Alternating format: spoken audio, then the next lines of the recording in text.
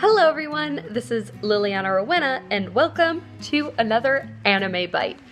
I, last night, just finished watching Rascal Does Not Dream of Bunny Girl Senpai because Japanese people seem to love names that are full sentences sometimes, and I have to say it was a really nice series.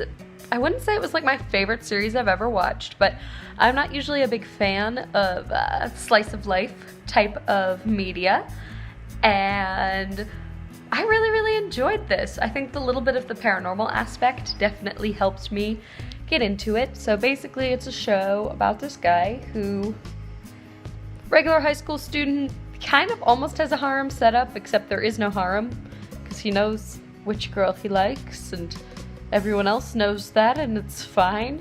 But it has a very similar tone to a lot of harem anime that I have watched, which I actually enjoyed.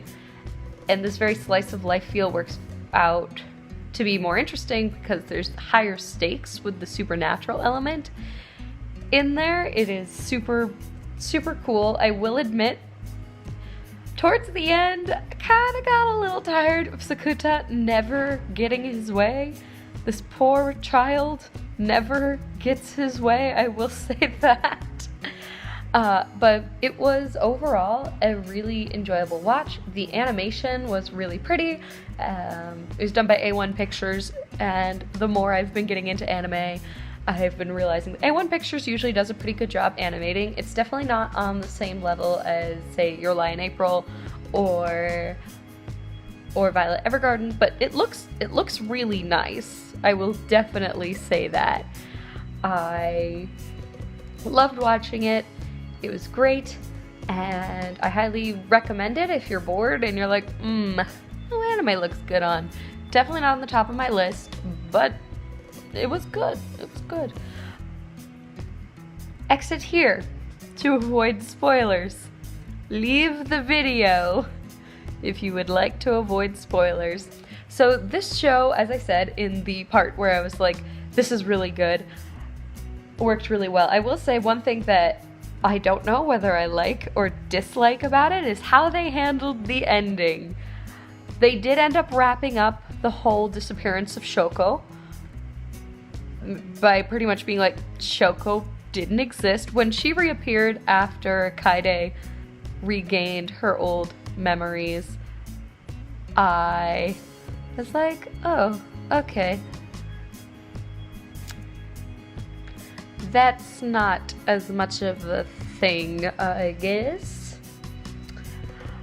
She doesn't exist, which kind of was a weird way to deal with the Shoko problem instead of her being a real person, but I guess it makes it easier for Mai and Sakuta to figure their stuff out.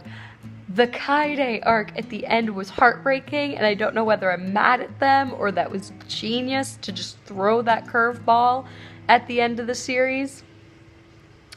I was partially kind of mad because I did not see that coming at all. It made sense,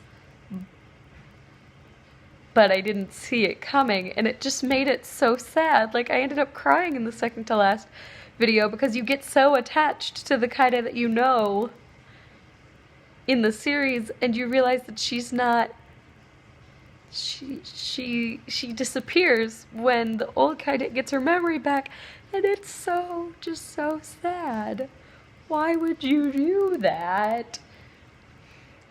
But in the end, it all works out.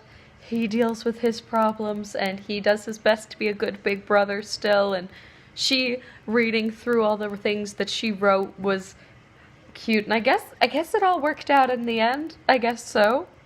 And then the series was over. I will say that the wrap-up for me, like, it was fascinating, but the ending was kind of a little disappointing for me. Like, it was a fascinating way to do it, and I was wondering how they were going to do it, but I was so disappointed in many ways. Like, I was hoping she'd, like, gain her old memories, keep her memories, get to go to school, but no, you don't always get the endings you like. If, Gurren Lagann would be an example of that. Well, thank you all for watching. I will be back next week, and I hope you guys all have a great day. And if you like this video, please remember to like, comment, and subscribe for other tangentially related to anime content. And Liliana Rowena